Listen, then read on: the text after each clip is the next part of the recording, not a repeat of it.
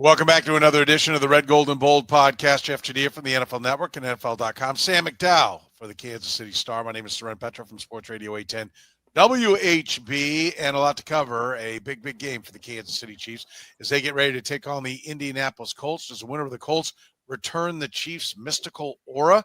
Should there be concern over the way Patrick Mahomes is playing heading into this game? Daniel Jones, does he concern anybody? Has Steve Spagnuolo been figured out? Lou Anarumo's had some success against the Chiefs as a defensive coordinator. Should that be a big fear for Chiefs fans? Do the Chiefs have an answer for Jonathan Taylor? Chris Jones, was he awakened? Maybe. We'll look back at the 2020 draft. I don't know. I think it just at least bears mentioning when you're playing the Colts. Our keys to the game, we'll get to those. Also, our predictions on who wins this game is coming up right here, right now on the Red, Gold, and Bold.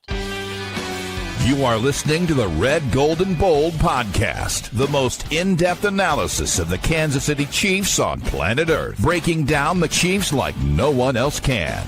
Red, Gold, and Bold is hosted by Jeff Chadiha, Sam McDowell, and Soren Petro. Jeff Chadiha is a senior columnist and on-air personality for the NFL Network and NFL.com. Sam McDowell is a columnist for the Kansas City Star. Soren Petro is the afternoon drive host of the program on Sports Radio 810 WHB in Kansas City. The Red, Gold, and Bold podcast is proudly brought to you by Gann Asphalt and Concrete, Kansas City's nationally recognized full-service paving and pavement maintenance contractor, making parking lot problems disappear in Kansas City since 1994. Free consultations, no commissions, in-house crews, and every project comes with a written warranty. Find them online at GannAsphalt.com or call 816-484-3338. Gann Asphalt and Concrete, one contractor, all things parking lot. Now, here are the hosts of the Best Chiefs podcast, Jeff Chadiha, Sam McDowell, and Soren Petro.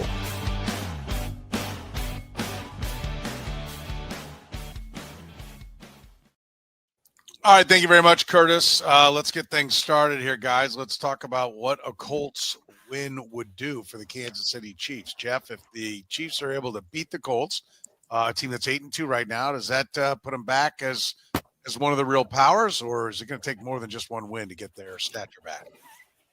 It will take more than just one win, but it will be a reassuring sign for the entire Chiefs kingdom because, this would be, I would say it would be their biggest win of the season. And that would be, I think, when they beat the Lions had some injury issues in the secondary. The Ravens had some injuries, a lot of injuries when they beat them. This would be a game against a team that has its own injuries, and DeForest Buckner's beat up is on IR, which is a big loss for them. But this is a team that's been on top of the AFC for most of this season, or one of the best teams in the AFC for most of the season.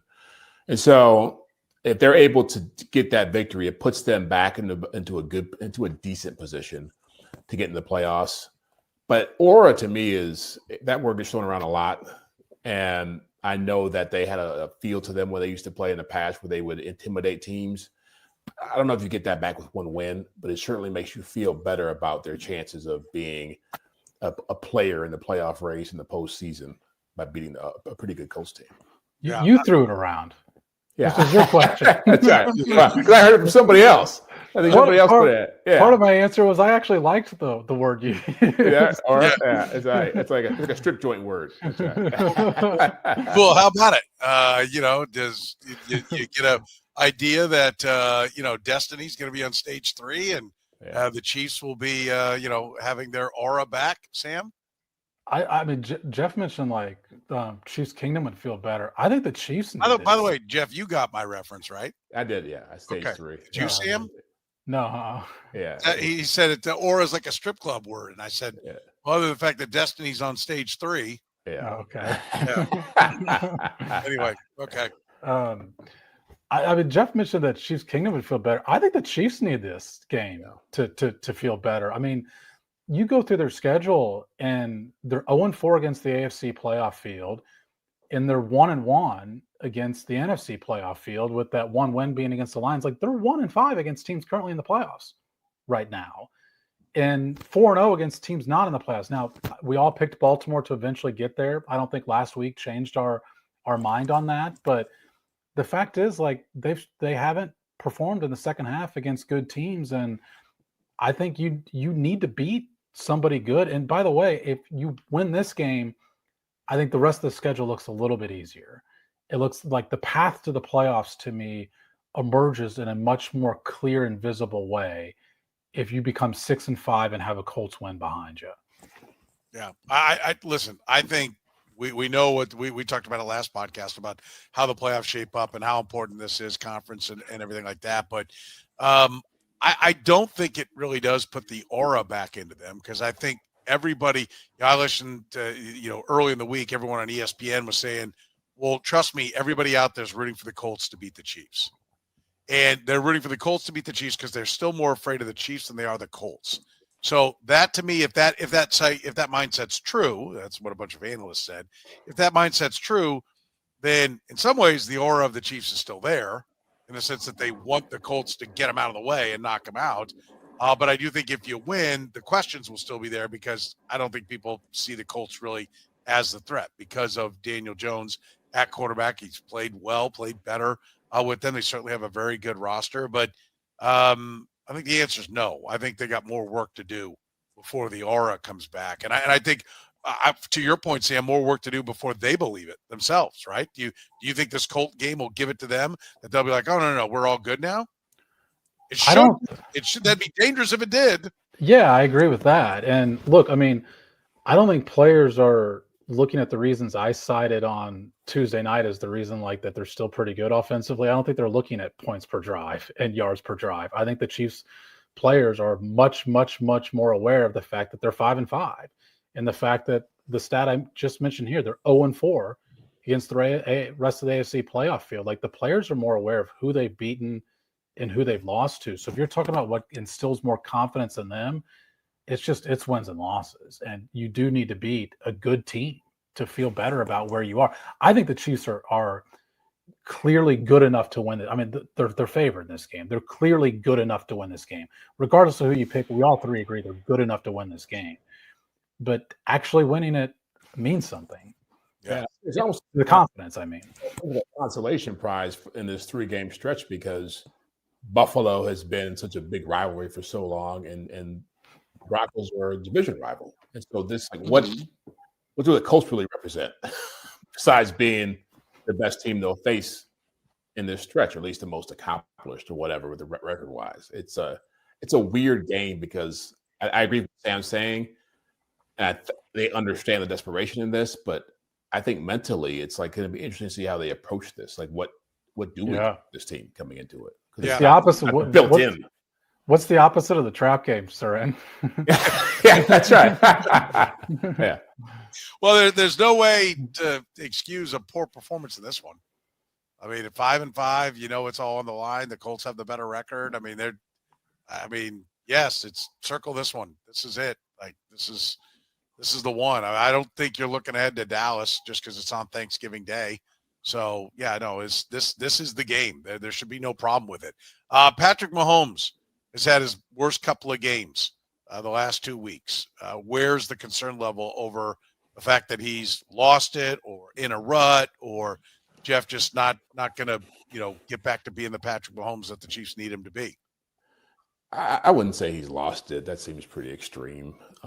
He's missed some throws, but he's missed throws before. It's just now the consequences of that are bigger, right? And it seems like they're more magnified because of what's hanging on this before. There's just not a lot of, I keep going back to the word help. There's not a lot of people there to bail him out when he's not getting it done. A couple of years ago, he had that great defense when he wasn't playing great.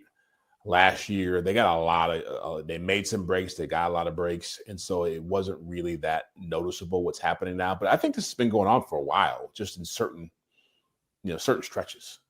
And so, but I think it has more to do with what they've created for him than it does him himself, his own play. I think that he's still very talented. I think he's very capable of leading a team to a championship and playing at an MVP level. But there's not a quarterback who's ever played this game who doesn't need to have some assistance and some support and better play calling. And I think that's a big factor in what I'm seeing with him right now. I think he's trying to do too much because they're asking him to do too much. I think that's a fair point. Where are you, Sam? Where's the level of concern that Patrick Mahomes won't play at a high level? Yeah, I mean, I agree with Jeff. I mean, you got to put your quarterback in the best position to play at a high level. And, the rest of the Chiefs offense hasn't done that. Having said that, like, he hasn't played well the last couple of weeks. He didn't play well in Buffalo. He didn't play well in Denver. And if you guys remember after the Washington game, I brought up the fact that his secondary reads were off the charts good. All 3 touchdowns in that Washington Monday night game were off non-first read plays, and it prompted me to look up his total EPA on those secondary reads was like 48, and second best in the league was 12. Like, he was off the charts in his secondary reads. These last 2 games, he's 20th in the league in his EPA on secondary reads. And there's plays where that shows up. Against the Bills, they constantly made it. These last 2 teams, Jeff brought this up on Tuesday when they said it's not just the running game, they're taking away Patrick Mahomes in the running game by spying him. That's creating more time in the pocket than he's had before. And, like, what's he doing with that time in the pocket? He's not progressing through the reads over the last couple of games the way he was early in the season. So they need to put him in a better position, but he's got to respond to the position he's being put in better than he has the last couple of times out. Yeah, I would agree. And I expect him to play better. I don't think he's in a rut. Like, I have no fear, but if he plays poorly in this one, then the fear will set in, right? Maybe it's just because there was a bye in between. Maybe it's just because the weeks didn't come back to back, and I'm giving him too much credit. I mean, I think, he's his own, harshest critic, I'm sure. And so I expect him to get into the tape and look at what he was doing and what did I do wrong? What do I need to fix? And then fix it. And, like I said, maybe that's giving him too much credit, but I'm not ready to be like, oh, Patrick Mahomes is broken. I think a couple of bad games, a couple of bad throws. I don't think he's that far away from being vintage Patrick Mahomes. And so I'm not willing to go and say, okay, they got a real problem here. I think his receivers could help a lot too. Yeah. Catch the ball. Yeah. Well, that's what I was going to say is that, and I still believe this, that this offense to me looks like it's more dangerous when Tyquan Thornton is the third option, the third receiver. Like, this fascination with Hollywood Brown, even though he's having a solid year, this need to get Juju Smith more involved in the offense. The last couple of years, they've been forced to have to do things that help Mahomes play more efficiently. The 2 years ago or 3 years ago, it was the receivers were inept, like dropping balls. And then last year it was, guys are hurt.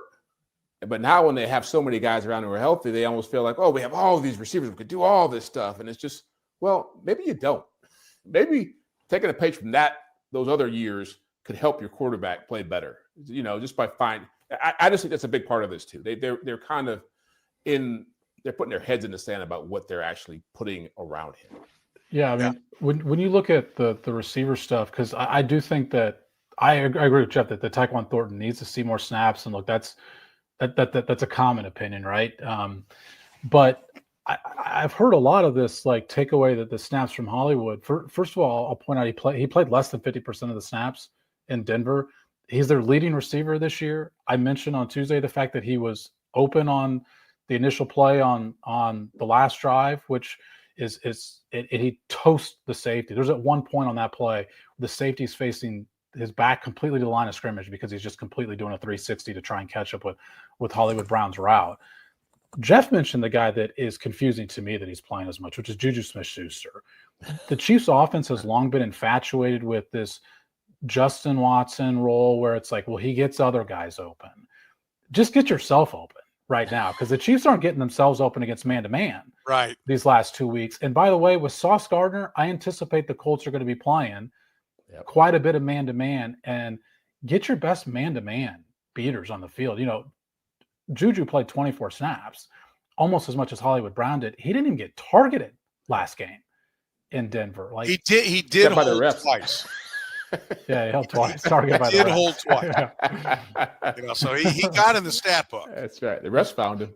It just wasn't necessarily what you were really hoping he would be getting into the stat book for. Yeah, I mean, no, I'm with you. I mean, it does feel a little bit like a couple of years ago in the Christmas Day game, they said, okay, no more of this. Like, they need to do that. who are the players that can actually help you win, and those are the ones that need to be, getting the targets and on that snaps.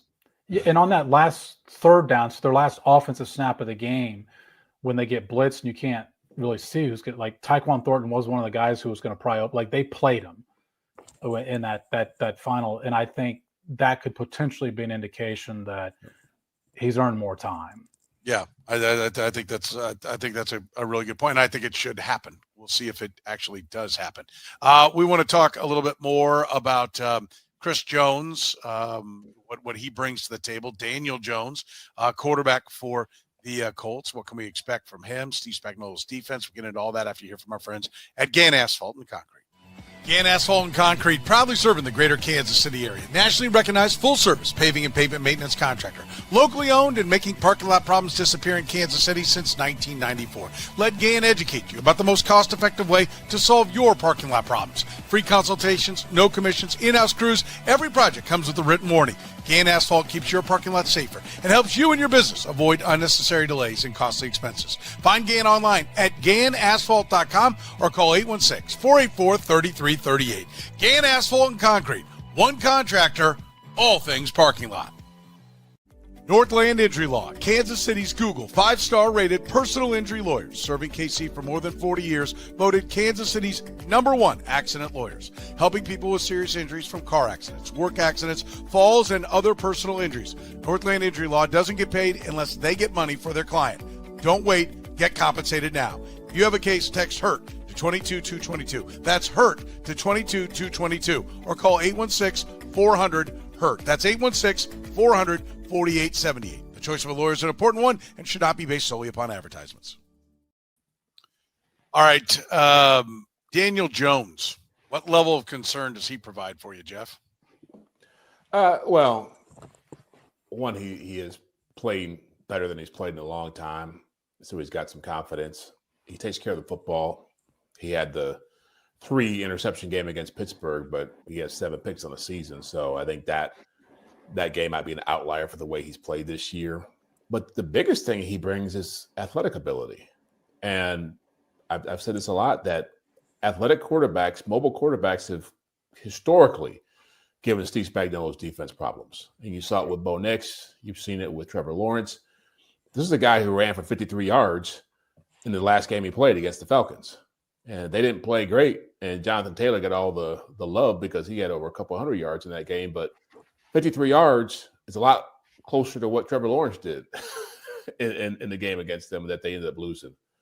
And so that, to me, is the biggest concern, is here's a guy who's got some good weapons around him, and Michael Pittman and Alec Pierce and the rookie tight end, Tyler Warren, Jonathan Taylor. And so now you got to deal with that aspect of him being able to get out of the pocket. They'll have a good plan for him. We'll get in Spagnuolo in a second here, but the craziest stat I've seen in a while with the Chiefs is that they have the worst pressure rate in the league when it comes to blitzing now. The worst. Like, no team sends more rushers and gets less pressure than the Chiefs right now. And if you're not getting pressure with your down linemen, and you can't get it with pass rushers, with a team that can run the football and play action, do all this stuff, it could be a long day for you. So on face, I don't think he's that great, but the way that they've schemed it up for him, it could be a difficult task. That's when they blitz. It's when they blitz. Yeah. When they blitz. I think the second worst. Yeah. Yeah. Yeah. I first of all, I think this whole topic needs to be placed in the compartment of, can we post Daniel Jones's numbers before Jeff bragged about putting him as his comeback player of the year, after he bragged about that? Because this, I mentioned, and I even took the L on it, saying that I put him like 32nd in the league when we did our quarterback tiers. But you did mention taking care of the ball. You got to look at the fumbles too. He's fumbled 6 times in the last 2 games. Yeah, he's always been a fumbler. Yeah, 6 times in 2 weeks and 4 interceptions in 2 weeks. Those are 10 potential turnovers in 2 weeks. Yeah, I mean he's always been a bad fumbler. Yeah, but that's where the pressure thing that Jeff mentioned comes into play, because to me, I look at that and say, God, this quarterback is he only fumbled twice, I think, before the last 2 weeks. Yeah. But then 6 times in 2 weeks, like, that's got to be in his head. And he's thrown 4 interceptions. And so even if like he wants to get rid of the ball to avoid fumbling, he might be throwing it in harm's way. But the whole way to create that chaos is pressure, is blitzing. And the Chiefs aren't doing a great job with that right now. So like that's where you need to take advantage of what this quarterback's going through. But are the Chiefs well equipped to take advantage of that? When Daniel Jones was looking good, he was looking like Alex Smith.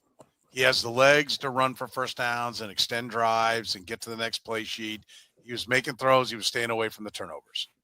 The problem is, Alex Smith was able to get away from that and stay away from it. Daniel Jones does not seem to be able to stay away from it. And I wonder how much the confidence is sliding. Now, they get the bye week at just the right time, maybe, to like get in there, try to fix him up, save it, and put him back out there. Did they rebuild Humpty Dumpty and put him back up there? We'll see. But I think he is a long, long way away from Patrick Mahomes. It's one of the reasons why I think the Chiefs should win this game. Right? I think the Colts are better 2 through 53, but I think Patrick Mahomes should be King Kong compared to what the Colts get out of Daniel Jones. And if they can come up with any way to slow down Jonathan Taylor, which we'll get to later, then they should be in pretty good shape. But on the Spagnuolo part, the blitzes aren't getting home. So has he been figured out, Jeff? Well, he's always been a coordinator that he's going to look his best when he's got a pass rush. And so Chris Jones not being what we thought Chris Jones was going to be. And, Karlaftis has been okay. He's been solid, but they're not bringing the kind of horses they brought in the last few years. And I think when they won their last Super Bowl, they had 50 some sacks, right? 57 sacks that year, 23. Yeah, it was pretty high. Yeah.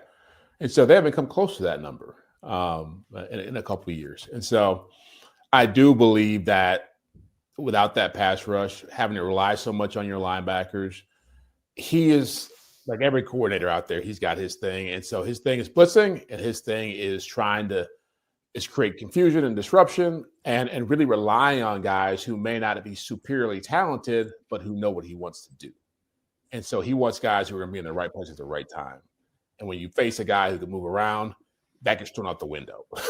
And so that to me, it's not so much he's been figured out. It's that I do think that teams are aware of, we have a quarterback who can move around and we can buy some time and we know where things are going to come from. I think it's a lot that when they faced that, was it 3rd and 15 or whatever it was against Denver? Yeah. He didn't blitz. 3-man rush and a quarterback spy.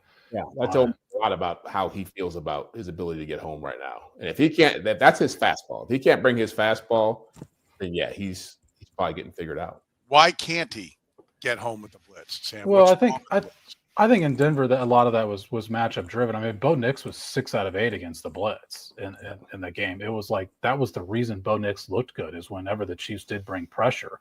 But I think like some of the other issues with the Chiefs, there's some personnel stuff here, which is Chris Jones isn't winning at the same rate. Whoever is opposite Chris Jones and George Karlaftis is doing nothing for them. I mean, Charles Omenihu, who has a pressure rate of like 8.5% this year. I mean, Mike Dana's even worse. So, and I don't even know who we consider the other pass rusher on the interior. Like one name that we have not mentioned in 11 weeks that we probably should have mentioned by now is Turk Wharton. They never replaced Turk Wharton. They thought they were going to in the draft. Omar Norman Lott, I think, maybe could have developed into that, but he's out for the year. And so, Ashton Gelati, I think, has flashed at times, but not consistently at all. And he's starting to play more. Maybe we'll see a little bit more from him down the stretch. And by the way, that's who I would play, because at least there's a higher ceiling there. But I don't know that he's got the same personnel, which is another reason to me why Trent McDuffie playing inside makes a lot more sense, because he can factor into that aspect of the game too. I mean, when he played in the slot as a rookie, there was no better cornerback blitzer in the league statistically than Trent McDuffie. So I think, look, Jeff mentioned it, Spags is as creative as it gets on who to bring and how to bring him. And a lot of it's knowing the defense. He's got the dudes who know the defense, and he might have to tap into a deeper part of the creativity than maybe he wanted to use in week 12 of the NFL season. Yeah. Well, and I'll also say that when you blitz, you leave your defenders who were trying to cover in more vulnerable situations. And I think he probably felt like going back to that Washington game, a few weeks back, they won the game, but we saw Nick Bolton not be able to handle backside of the backfield and tight ends, and Drew Tranquil hadn't been great in coverage. And, that stuff sticks with coordinators. And so I do think that's part of it too. Like he doesn't have the guys back there, and Justin Reed not being there. There's some guys back there who could have helped him in pass coverage when he blitzed. If you're not getting home, it could be a long day for you. I was asked earlier this week, I was on in Indianapolis, and they said, well, after Jonathan Taylor, who on the Colts should scare the Chiefs? Who has the best chance to be impactful against the Chiefs defense? And I said, Tyler Warren. Yep. Like the tight end has been a problem. But I think the one thing when Sam mentions Trent McDuffie in the corner, like their receivers are all good. They have good depth, and that does make them a problem because whoever your third best corner's on, if they have three wideouts out there, they've got an effective wide receiver that can do things to you. I think out of Josh Downs, Alec Pearson, Michael Pittman, they've got three good wide receivers. No great ones, but three good ones. But that also means if they're all kind of the same, you don't have to travel Trent McDuffie. And so you could just put him in the slot and let him pick up whoever is there, right? Because how much are you really losing off putting him someplace else and perhaps get home with a couple of blitzes with Trent McDuffie off that spot, which – I hear what you're saying, Sam, about how good he is, and he is good. And there clearly is something to it. There is a knack to it. But it also is like, don't tell, right? Don't show it before you go, and then run fast in a straight line. It also shouldn't be this complex to go get it. You know what I mean? Like, I think McDuffie's really good at it, but I also think that the others ought to be better, and it ought to be more effective. And we really haven't seen it that much. Have you seen it where it's just getting picked up? Well, he hardly blitzed last game. Yeah. I mean, we've seen this like peaks and valley roller coaster of his decision on how frequently to blitz.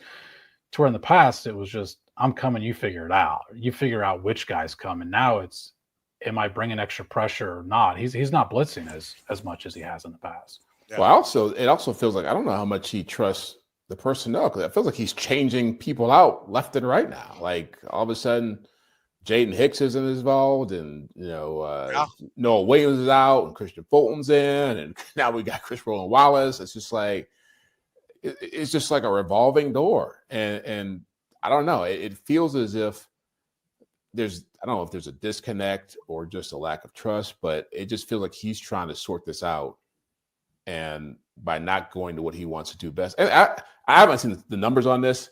I do wonder how many blitzable situations they found themselves in. Like if teams just figured out, let's not get into 2nd and 12 too often, or 3rd and 9, Well, let me also point out the fact that Jaden Hicks barely plays anymore, and Noel Williams is just like, take a shine to him for one game and then you don't. Like, what are you drafting these guys for? Like, that is becoming more the disconnect. Is like Steve Spagnuolo is not playing the guys that are being drafted for that side of the ball, right? And I'm not saying it's reached an epidemic level, but like the Jaden Hicks thing was kind of puzzling, and now Noel Williams is backing up. You're like, okay, so what are we doing here? Yeah. Jeffrey Boston never sees the field. Yeah. And Christian Fulton is playing now out of nowhere. Yeah. I mean, and I'm looking here. They didn't really take any defenders. They took Kamal Haddon was gone immediately, and Jaden Hicks. Gelati's playing, and I think Omar Lot would have been playing. No, I was looking back from the 24. It's like, okay, there was only 2 defenders that were taken in 24, but so Jaden Hicks is the only one on the roster, and he's not really playing him. I mean, yes, Gelati is playing more, and that's upon a sign, but don't you think that we're 2 weeks away from him not playing at all? If it goes to Noel Williams started playing more. I didn't play. I mean, there does not. I think Jeff's right. Like, what's the rotation? It's almost like, let's try this guy, let's try that guy. It doesn't seem to be clicking anywhere. Lou Anarumo has had some success against the Kansas City Chiefs. What kind of challenge does he present in this game, Jeff? Well, I think like Spagnuolo, he's got a really good feel for what offenses, with tendencies, quarterbacks, how they think, how play callers think. I've always been impressed with his game plans against Mahomes, because when he was with the Bengals, because he didn't have great talent, but he seemed to understand, kind of like the way Vance Joseph was this past game, of this is what whatever we give them, we don't have to worry about them running the football. They want to throw it. They want to go these certain plays in these certain areas. The QB is going to try to do certain things. He's going to try to move around, extend plays. Like, he understands that. And he's able to get into Mahomes' head and Andy Reid's head in a way that a lot of coordinators can't. Now, what's tricky about the Colts, what they've been doing, they've been playing a lot more zone until Sauce Gardner showed up. So I don't know if that's going to change with him. That's to Sam's point. But I imagine he was brought in here for this reason. To play in this game, potentially play in a postseason game. So I do imagine they're going to do a lot more man coverage. They don't have Charvarius Ward. They don't have DeForest Buckner. But they've been solid defensively all year long. It's just a question of, are you going to see more of the stuff that the Chiefs were eating up earlier, or are you going to see more of the stuff that's been giving them problems? But I think either way, Anarumo is going to have probably a pretty good game plan. What's your expectation for Anarumo, Sam? Just unpredictability. I mean, I think what stands out about the way that they faced the Chiefs over the years is he brings a lot of unscouted stuff. Like, he'll run stuff for the first or second time of the year whenever he faces Patrick Mahomes. I mean, I will point out Mahomes has over 100 quarterback rating when facing Anarumo. Never scored fewer than 23 points. I think some of this, like him being, it's like Ruben Patterson calling himself the Kobe stopper. I don't know that he's got Mahomes completely figured out because he beat him in the second half of the AFC Championship game, and then, he beat him twice that year, whatever it was. Like, there's been some success there too, but Jeff's also right. Like, he hasn't had these like stud players. What he has done in Cincinnati, what he did, and by the way, it's pretty clear that the Bengals miss him, but what he did do in Cincinnati was he rotated personnel a lot, to where they totally believed in this. Let's worry about cornerback 3 as much as we worry about cornerback 1, which is why I was surprised that was the fit for getting a 1-star cornerback like they got with Sauce Gardner. And I'm interested to see how that plan develops with him. Yeah, I think he was the first guy to really have when you rush Mahomes in a contained type, the way he rushed Trey Henderson and Sam Hubbard, like, he really stay in your lane. Yeah, stay in your lane. And that, to me, he was – I can't remember any coach doing that before that. Maybe Belichick might have done it earlier in Mahomes' career, but it's such a risky thing to do. But he mastered it. And so we'll see if he does it again with the Colts. Yeah, it was rush 3. It was rush 4, but use one of those 4 as your spy. I think when people consider spy – it's like that play you talked about, Jeff, with the 3rd and 15 against the Broncos, where Leo Chenal was a spy. The linebacker's the spy. Yeah. They've used the defensive lineman as a spy, and I'm sure other teams had run that before. That was the first time I'd seen it that frequently, for sure, against the Chiefs. Yeah, and it bothered Mahomes. Yeah, back then, yeah. Yeah, because they had other people in back as well, and because he wasn't bringing an extra guy to do it with. So, yeah. I mean, I think it'll be a challenge, and I think he's got pretty good personnel. I mean, Sauce Gardner is a pretty good place to start, although I don't know that the Chiefs have the wide receiving core where you're like, go take that guy away, right? We presume it'll be Rashee Rice. Like, that's who I would try to take away. But, I won't be shocked if he's like, no, I'm not going to play it that way. Yeah, I think it'll be just take a side of the field. Yeah, you're probably right. Probably right. All right, we'll take a break. When we come back, we'll talk about how do they stop Jonathan Taylor. Has Chris Jones awakened? We'll do it after you hear from our friends at Northland Injury Law. Northland Injury Law, Kansas City's Google 5-star rated personal injury lawyers, serving KC for more than 40 years, voted Kansas City's #1 accident lawyers, helping people with serious injuries from car accidents, work accidents, falls, and other personal injuries. Northland Injury Law doesn't get paid unless they get money for their client. Don't wait. Get compensated now. If you have a case, text HURT to 22222. That's HURT to 22222. Or call 816-400-HURT. That's 816-400-4878. The choice of a lawyer is an important one and should not be based solely upon advertisements. Gann Asphalt and Concrete, proudly serving the greater Kansas City area. Nationally recognized full-service paving and pavement maintenance contractor. Locally owned and making parking lot problems disappear in Kansas City since 1994. Let Gann educate you about the most cost-effective way to solve your parking lot problems. With free consultations, no commissions, in-house crews, and every project comes with a written warranty, Gann Asphalt keeps your parking lot safer and helps you and your business avoid unnecessary delays and costly expenses. Find Gann online at GannAsphalt.com or call 816-484-3338. Gann Asphalt and Concrete, One contractor, all things parking lot. All right. Do the Chiefs have an answer for Jonathan Taylor, Jeff? I believe they do. They've been pretty good against teams that have strong running backs. Even going back to last season, shutting down Saquon in the Super Bowl, shutting him down this year when they played the Eagles. I can't think of even James Cook, had a good game, but he wasn't dominating them, with huge numbers. I think he averaged like maybe less than 4 yards a carry, but they gave him like 27 carries in that game against Buffalo. I expect the Colts to try to run Jonathan Taylor a lot. I expect Nick Bolton and Drew Tranquill, Chenal. I expect them to probably use a lot of three linebacker sets sometimes. But really, what intrigues me about the Colts offense is, will they use Daniel Jones on design runs as an option, as an alternative to that? If they're so concerned with Jonathan Taylor as a runner running the football, does that open up opportunities for not just bootlegs, but read option type stuff, whatever? Because he did a ton of that with the Giants, and that's not really a huge part of his game with the Colts so far. But yeah, I think they'll have an answer for them, and they have to, because they don't have an answer, they're not winning this game. If he goes for 180, it's game match set to the Colts. Yeah, it's a very good offensive line as well.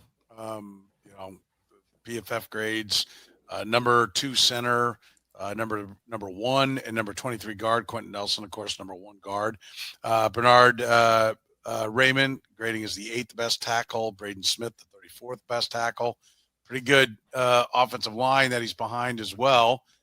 Is that what they do? Is sell out for the run? Do we see them put more people in the box and say, well, our cover people can handle it? Daniel Jones can't beat us, Sam? Yeah, I mean, this is a Jonathan Taylor running game. I mean, whatever the offensive line is, like, Jonathan Taylor has more yards after contact than all but 2 running backs have total. Just yards, just only his yards after contact count. He's got 891 this year. I mean, and what really stands out is his explosive rushes. He's got like 28 10-plus yard rushes this year.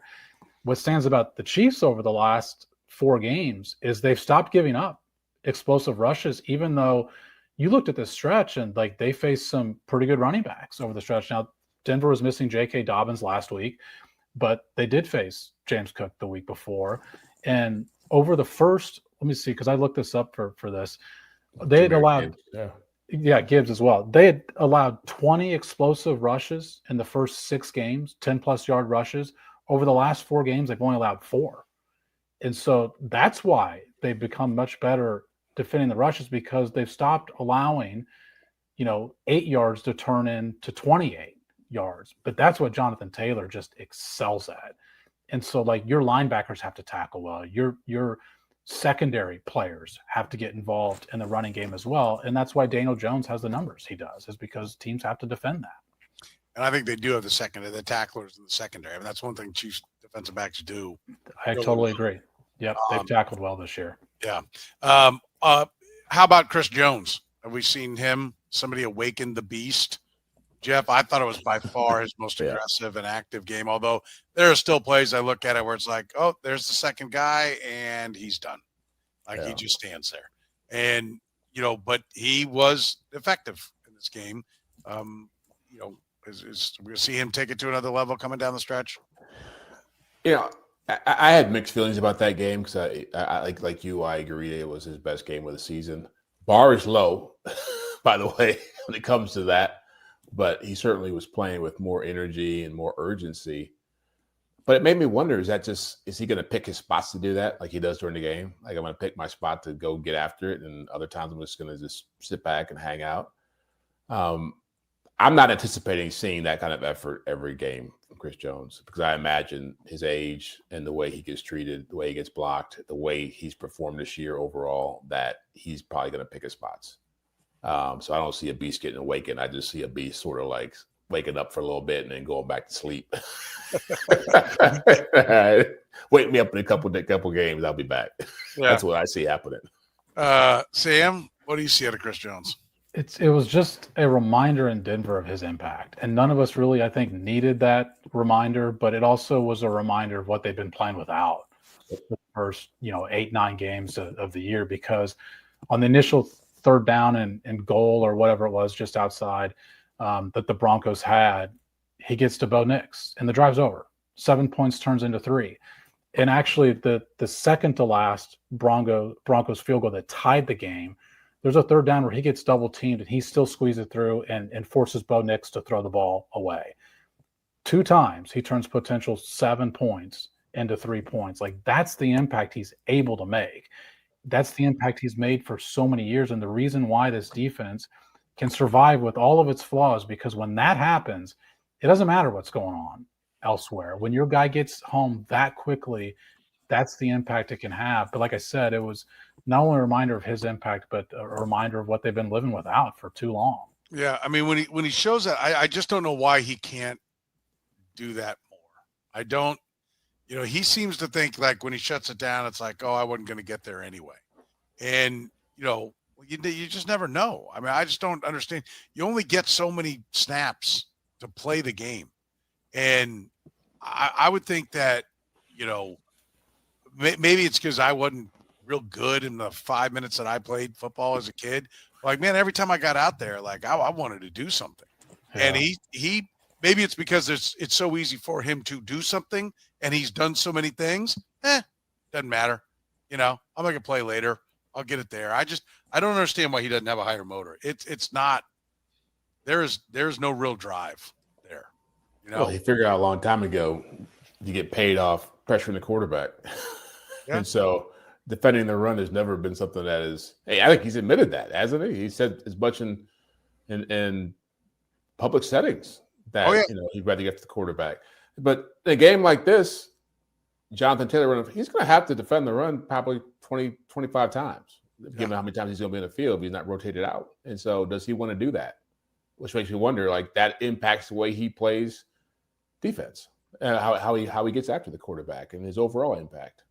I want to take a minute to not remind, people know, but just kind of review in 2020, right? Just because of the fact that the Chiefs are playing the Colts, the Chiefs used the 32nd pick on Clyde Edwards-Helaire.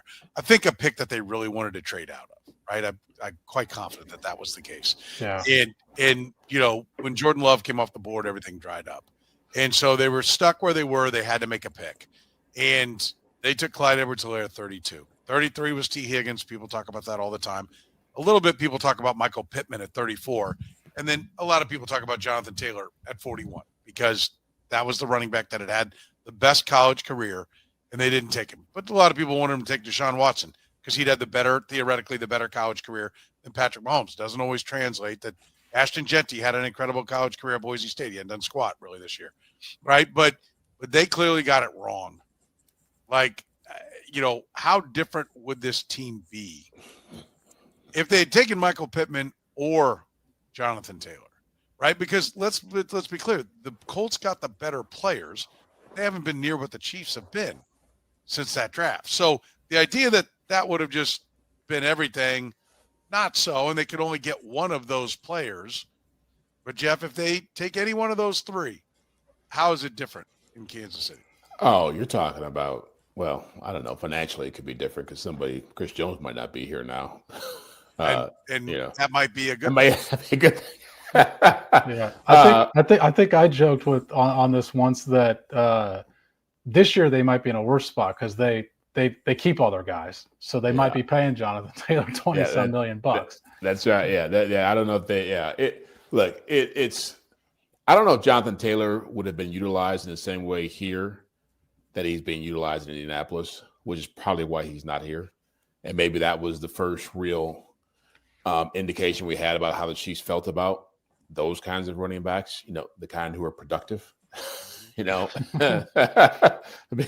they seem to like the guys who can, do the gadget stuff and catch the ball and be more of the Brian Westbrook types. But yeah, I mean, it's you put a top end running back in an offense like this with a quarterback like that, and you can do whatever you want.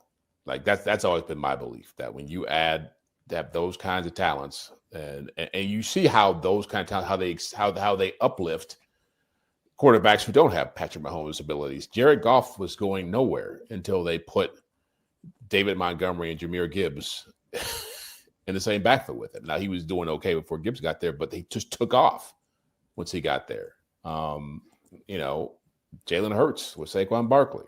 Won the championship with Saquon Barkley. Doesn't win one without him. Derrick Henry to Lamar Jackson, James Cook to Josh Allen. You go up and down the line. I just feel like, he's a phenomenal player. To have that guy playing next to a generational talent at quarterback, you'd have an offense that couldn't be stopped. What would it look like, Sam, from your point? Well, I think this is a reminder to the Chiefs, and this has changed over the last couple of years, but that the most quarterback-friendly running backs are not the guys who catch the ball out of the backfield, which is what they thought Clyde Edwards-Helaire could do, because he had terrific receiving numbers in college. Although the name you didn't mention there was Soren was Swift, who also was good at that and has been more productive than Clyde Edwards-Helaire. And he was drafted, 35th, 36th-ish. He was sandwiched, I know, between Clyde Edwards-Helaire and Jonathan Taylor. But my bigger point is, like, the running backs who are the most quarterback friendly are the ones who can run, because they make things easier on the quarterback. And, people talk about James Cook James Cook went 6 games this year without a reception. He's still very friendly to Josh Allen because he makes people respect what he can do in the running game. And then that opens up the passing game. So I think the Chiefs got in this position where you're right, Soren, that they didn't want to make the pick, but he was still the top guy on the board. So, I've never even liked that excuse, because somebody's on the top of your board there, and that's the guy who was on top of your board. And I think he was, because he could help the passing game. That's the way he could help the quarterback. But the most effective rusher is the guy who can help the passing game the best. Yeah, I get it. It's a great point. And you are right. Yeah, Swift went 35, went right after Pittman. So I probably should have put him on the list as well. But yeah, I mean, and they didn't go down that road, and they've been chasing either a wideout or a running back ever since to try to do it. And one of those two things could have been solved at that time. All right, what are the keys to the game? What has to happen for the Chiefs to get a win, Jeff? It's for the third straight week. It's a game in the trenches. It's we can talk about the quarterback all we want, the quarterbacks, but really it comes down to, can they stop Jonathan Taylor? If Jonathan Taylor is averaging 5-6 yards a carry and he's rushing for 175, 200 yards, Chiefs aren't winning the game. And not only that, is it's going to create all the things we've talked about with Mahomes and the limited drive opportunities and the forcing the ball. It's going to put more pressure on him to make things happen. But I think we have to move away from the idea of what can the offense do into the question of, can the defense do anything to help the offense? And if they can't in this game, if they get dominated in the line of scrimmage again, then I feel like the Chiefs are going to lose this game. Yeah, I think it's a good point, Sam. Yeah, I look at the Chiefs defense as more critical to this game too, because to me, the whole reason the Colts have the most effective offense in the league, and in terms of points per drive, yards per drive, they're the only team ahead of the Chiefs in all these metrics, is because of what they do on first and second down. And so, the Colts have faced the second fewest third and longs in the league, and they're not great on third and long, by the way, because Jonathan Taylor is no longer part of the equation on third and long. But they're very good on third and medium, and they're very good on third and short. Well, you've got to keep them. That's all about first and second down, which goes to Jeff's point, is you've got to slow down Jonathan Taylor and win at the line of scrimmage on first and second down. Yeah, I agree. They got to play from in front, and I think you can get there one of two ways: either not letting the other team score, or you by scoring a lot of points. But I don't think you want to be chasing the Colts with Jonathan Taylor over there. You have to put pressure on Daniel Jones. You have to make him think. You got to make the Colts feel like our quarterback's got to make plays, right? And so I think the offense has to get off to a good start. And you're right, the defense has to take away Jonathan Taylor. So who wins, Jeff, when it's all said and done? I'm so skewed right now from what I've seen from the Chiefs the last couple of weeks. So I'm taking the Colts. I'm not as sold as I was against Denver. And with Denver and Buffalo, but being at home should help the Chiefs. Playing a lesser quarterback should help. back against the wall, all that stuff. But I just feel like I've seen them play poorly the last couple of weeks, and I haven't seen a lot of signs of them coming out of it. So I'm taking the Colts 27-24. 27-24 gets up there score-wise. Sam. Yeah, I mean, I actually switched this like 10 minutes before we went on air. That's how like coin flip I find this game. But I'm going to take the Chiefs at 23-21. What did you switch? Who won? Yeah. I mean, I definitely. I mean, what was funny is so Jeff mentioned, and Jeff was right last week. He's going to pick the Broncos, and that he felt less confident picking the Colts. Like I lean more towards picking the Colts than I did a week ago against the Broncos. Like because of what happened in Denver, or just because of the match? Yeah. I mean, because it's 2 straight games that I think that they've shown some susceptibility in areas that I didn't anticipate. I mean, specifically the fact that the receivers haven't been able to get open against man-to-man the past couple of weeks, and now you're facing Sauce Gardner, and who's statistically locks down receivers better than anybody in the NFL. Like who's the secondary option? Is a secondary option going to get open in the game? There's many paths to the Colts winning this game. I think there's also several paths to the Chiefs winning this game, to where I totally find it to be a coin flip game. I thought the line would be a tad under 3. I was surprised that the Chiefs got the full field goal. The Colts this year have a win against the Broncos. They had a leaping call, which allowed them to kick another field goal. It's the only way they got that win. That was by 1 point. They lost to the Rams, although played pretty tough in that one. The rest of their wins: Dolphins, Titans, Raiders, Cardinals, Chargers at the Chargers. That's their next best win. Titans and Falcons, and the Falcons should have beaten them as well in that game. The Falcons had them, and if they did a number of different things that were stupid. Most people didn't see that game because it's in the 9 a.m. slot. It was a game over in Europe. I think the Colts are due for on that. I was going to say on that token, you could also say that they should have beaten the Rams, right? I mean, they were up 7 in the fourth quarter. Adonai Mitchell fumbles the ball going into the end zone. I mean, it doesn't add. It was a narrative, though. No, you cannot do that. All right, Sam, stop with the facts. I hate interrupting the Fury. I'm sorry. Yeah, but it feels like it's heading that way, doesn't it? No. After the Broncos, I cannot unleash the Fury, but I can say Chiefs 27-17. I'm going to call for the exact same game I called for against the Denver Broncos, which I thought I was sitting there for about a minute and a half and thought, I nailed this. It's 19-16. Mahomes has the ball. They're going down the field. Putting a touchdown in, they're going to win this game by 10. I can't remember I know I had them by 10, and I'm like, they're going to win this game by 10, and I nailed this game. Well, that's the game that I think is going to play out here. I think the Chiefs will be up. It'll be a tightly contested game. This time the offense gets off their ass, goes down the field, punches it in. They're going to need the offense on the field to win it, one way or the other. Either they get out of hand and the offense is doing a kneel down because resistance is futile, or they need the offense to go ahead and have a nice 4-minute drive to finish it, and they do it. I will say that. A win comes with the offense finishing on the field for the Chiefs one way or another. Listen, you can always support the Red, Gold, and Bold by supporting our great sponsors like Gann Asphalt and Concrete, one contractor, all things parking lot. That's seal coating.